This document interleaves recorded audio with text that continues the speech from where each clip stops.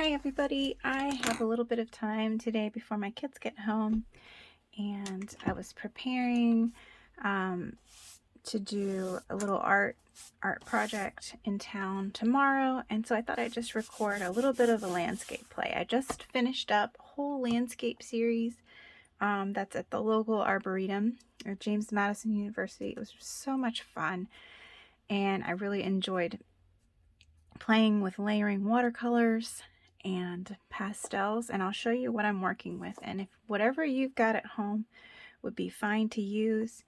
If you've got kids crayons, use that. If you have kids watercolors, use that.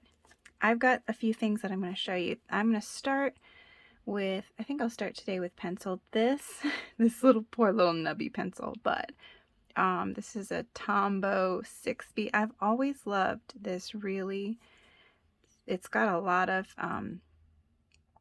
I guess lead to it, whatever these are made of, graphite. It goes on really dark. It does smudge a lot, but I like the 6B. I've always liked to work with those, just the really thick black lines that you can get with this. I love that. Let's see, I've got a jar of water over here. I've got a couple of brushes. I've enjoyed this brush. This brush is from my college days. I've enjoyed this brush for doing large areas of watercolor. I love this one, this pointed one. This is just something that came from Hobby Lobby. It wasn't too expensive. And then I've got a smaller rounded one. Let's see what else I've got my watercolor set here that's really messy. Probably should be cleaned up. But why clean up when you can have fun? And then I've got my whole tray of oil pastels and new pastels here. These are the ones that get creamy when you dip them into water that I use all the time. Let's see. So the oil pastels have come. Some of them I've ordered new. Some of them I found at a thrift store, like these old Grumbacher ones came from a thrift store. You can find these used. Sometimes I really like that brand. And then I have some old chalk pastels. These are from college too. I've kept them all these years, but they're really great, and the colors are really, really beautiful. So normally if I'm layering, I would use either oil pastels and pencil together. I can show you an example of that I did. So like this example, I had to run and get it. This example I did over the weekend. We were doing church online, and I did pencil first and then filled in, just layered really thick oil pastel on there. You can see that. Obviously oil and chalk and oil and water don't go together. Here's another example. This little guy, this bigger painting didn't make the art show. It wasn't quite cohesive. It didn't quite turn out. I think might have been the blue of the mountain, maybe was too blue. I don't know. I do like the colors. I like the way that the barn was kind of nestled into the hill, but for some reason for me it didn't work. Like pieces of it work, parts of it I like, but as a whole it didn't make the cut. So, but this is an example of something I've done, layering, doing a layer, kind of filling in the landscape with sketching it out with pencil first, and then doing a layer of watercolor, kind of a light watercolor, and then layers of chalk and chalk pastel. Okay, so that's what I'm going to kind of go with today. So I'll just kind of talk you through my process. I don't know if this will turn out or not, but you can kind of see the way that I have been playing around with this kind of landscape. And so I'm not too worried about it being super realistic. Where I live, you can just walk outside and see the real thing, or drive a little bit, and it's way beautiful, more beautiful than anything I could capture. So I'm not so concerned about, you know, capturing true to life mountains or landscapes.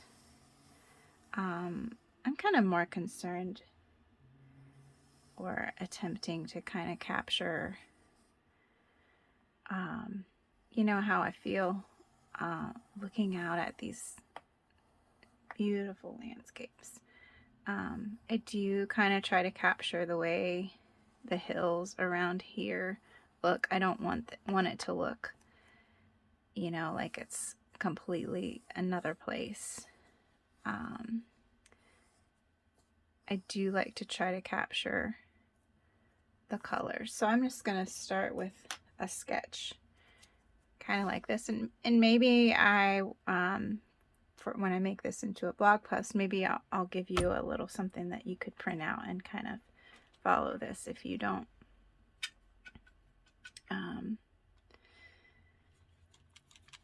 want to draw it yourself. I get that. Not everybody's super confident in drawing. I see it just got a little bit dark out there. It's been a beautiful day here. I actually got to go for a walk at the Arboretum, not far from here, where my art is set up. They have a visitor center. And so it's a really fun opportunity to have my art there. I'm really humbled that, you know, people would think that my art is worth displaying. So it's really fun.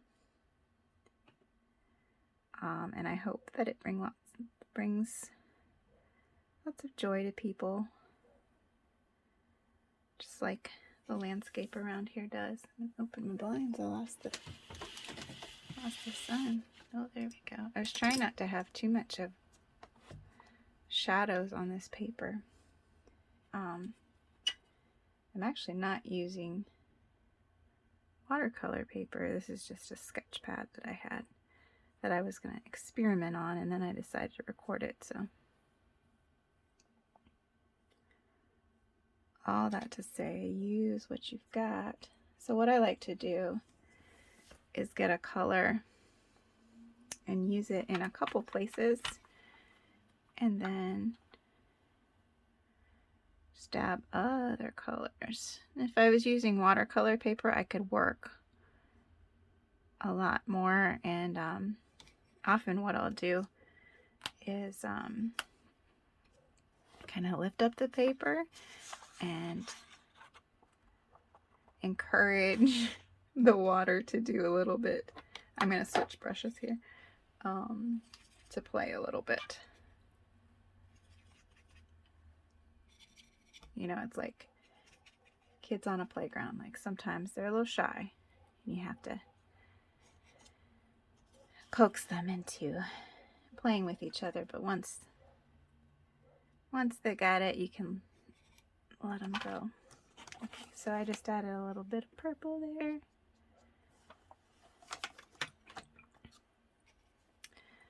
All right, I'm gonna add. I'm working on different layers at the time because I don't mind the bleeding when the colors bleed into each other, but I don't want to lose the color that I've got completely. So I'm kind of letting one layer dry before I do the layer right next to it, unless I really do want it to bleed together.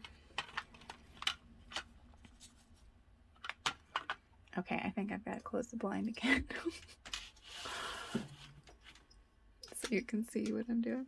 All right.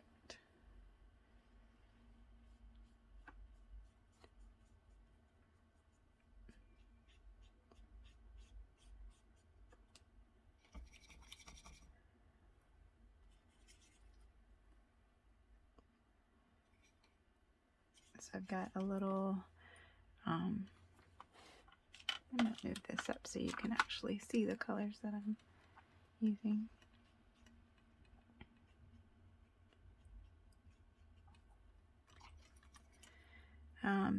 I think for down here,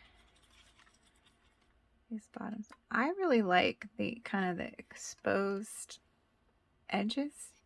I've been, in the paintings that I just did, I've been leaving those edges. And the prints that I made of the landscapes that I just did, I left those edges in, and I don't know if this makes sense, but they were on the prints. You can see the edges, and it kind of makes like a natural framing of the artwork. I really like it, because I really love, it's one thing that I really love about watercolor, the way that the edges dry. And I don't know if you can see this on the video, but even like how this is drying here, and this is partly the reflective of the texture of the paper, but it's got even almost a double edge here. And the edges, when watercolor dries, gets really crisp, and I don't know, I just think that's really cool.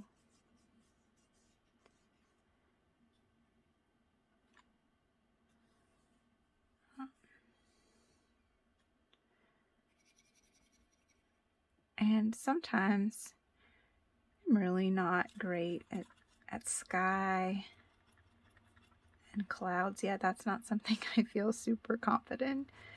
So sometimes I just don't do the sky. And I don't know, it's something I need to practice more and get better at. To me, like, clouds are so monumental and beautiful and strange. It's been hard for me to kind of capture them, but I did attempt some clouds in this last series that I did. I posted a few pictures on the blog. I posted a couple to Instagram. I'll try to share more of details of that series, and probably I will eventually have prints for sale on my website. I just switched to a printer that I've used for my, oh, I don't think I like that very much, but that's okay. That I've used for my scripture cards. They do a beautiful job on my scripture cards, so I finally switched to them. It's a local printer for my prints, for the hymn prints, and I'm really, really happy with how they turned out. And so I had ordered a couple landscapes to try. I didn't want to order too many in case I didn't like the result. I prayed a lot about that new printer, because I wanted the quality to be the same, but it was just, I was spending too much on printing with the other printer. So anyway, all the things you didn't really need to know. I really enjoy some element of like surprise, or like this is not completely controlled. So I like to just kind of tap in some.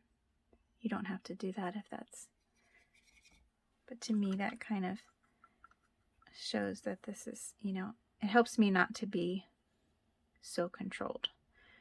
Okay. Alright, so I think this is a good start. Okay, I think I will put some sky in. Okay, I'm just going to do a light wash of a blue. Again, I already told you I struggle with sky and finding the right blue. If you have any good sky tips, I feel like plus I have a dirty palette and that doesn't help. Okay, so I'm just going to take this blue and do lots of water, and taking a little bit of risk because these clouds are not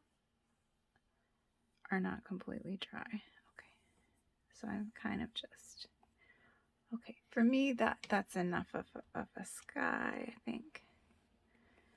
Just real wet. Okay, I'm gonna pause this for a minute so I can dry it with the dryer, and then I'll come back and add the next layer. Okay, I have this all dried up, or as dry as it's got some pockets. So since I'm not using really good paper and I don't have it taped down or anything, which I would normally do for a really nice painting, that it's gotten all crinkly. But I did figure out with I had some crinkles in my last project, and I figured out I Googled this, and if you spray kind of a light mist over the back of your painting and then put it under something really heavy, it will straighten out. And I was able to, we have a glass tabletop on our dining room table, a huge piece of glass, and I was able to put all my paintings under there and straighten them right out. So that did work. So this might work for this. I wanted to show you, before I forget, the new prints of the landscapes I just did. And so I was talking about how I was struggling with clouds, but this is what I mean by the edge, catching the edges of the watercolor. And I liked the, the uneven edge. And so I was able to kind of scan the bigger paintings. These were pretty big paintings. Scan them, piece them together in Photoshop, and then edit in on the iPad in Procreate. And here's another one. This is one of my favorite. This is Massanutten Mountain, which is the right near us. And here's another one. This was kind of based on a photo I had taken of the snow recently. So I wanted to show you those. Okay, if you're interested in them, I can order more and list them on in the shop. Okay, so now that we've got this, what I'm going to do, I'm going to go with the pastels that I've got, the chalk pastels. These might be something that you have around your house. I love the colors. And so what I'm going to do is I'm just going to start layering. I love putting chalk over watercolor.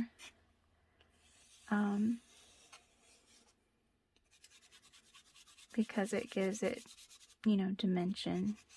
And so I'm just going to comment. And you could experiment, if you don't have chalk, you might have colored pencil. You could use crayon, even, as long as your paper is dry enough. Usually what I do is I kind of just pick a color out of my pile that I think I see in the landscape, and then I work around the painting anywhere I think that color might be. Or sometimes I just imagine it. I think, there are no rules.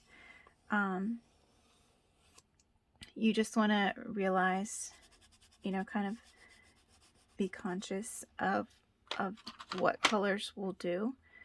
So your warm colors are going to pop. And so if you've got a ton of warm colors without contrast and warm, I'll show you what I mean by warm.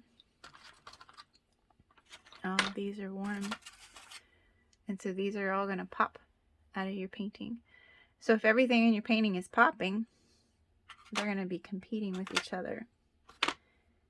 And it's going to be hard for the eye to focus. And you want points of focus. I think that's probably maybe one of the problems that that I had in that painting that I showed you that I rejected. I think just too much was popping. And I'm not always thinking of that consciously. I think as you, over time, you kind of learn. But it is, I think, something that you can kind of think through as you are working on things. And you can use, I'm going to use this green to do some little line of trees. Yeah, so anyway, if as you're looking at a painting and you're kind of wondering, like, what is not working about this? Why did this painting fail? That's one of the things that you could look at. You know, there's also line and pattern. So obviously not all these colors are going to be what you would naturally see.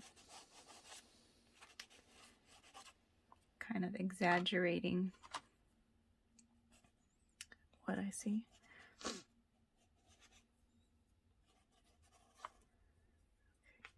I always put purple in trees as the dark element.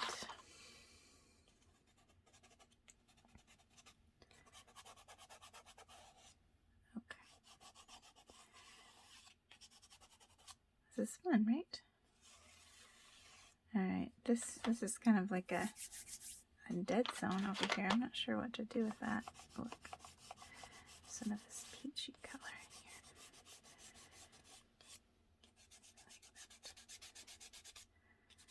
Maybe a little bit in here. Again, I think, you know, probably this area right here is popping, and you can probably see that. Let's see. You can also mix these together. I don't like them to be too soft or too mixed.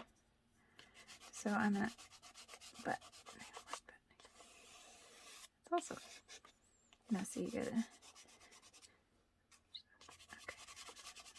See a little bit there. I like this color. I'm gonna have to take this outside and mark it up. Let's see. Maybe a little bit of this dark brown here. Okay. All right. And so this is, you know, this is the point where artists always struggle. Where do you stop? Where do you say this is done? When do you keep going?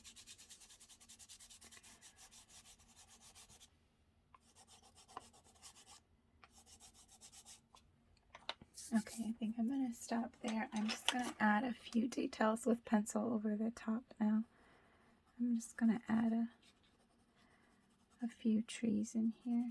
So I'm just kind of doing a vertical line and some horizontal lines for this tree line here. Okay. Maybe there's a little fence across here. Okay.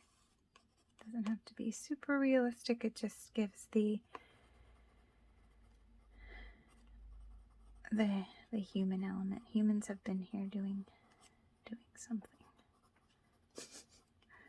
And this is just giving a little bit of definition. You can do some kind of branches. So this is why I love this pencil, because it's nice and thick and it'll layer over. All right, so I've got a really messy, I'm going to stop here. I like what I've got.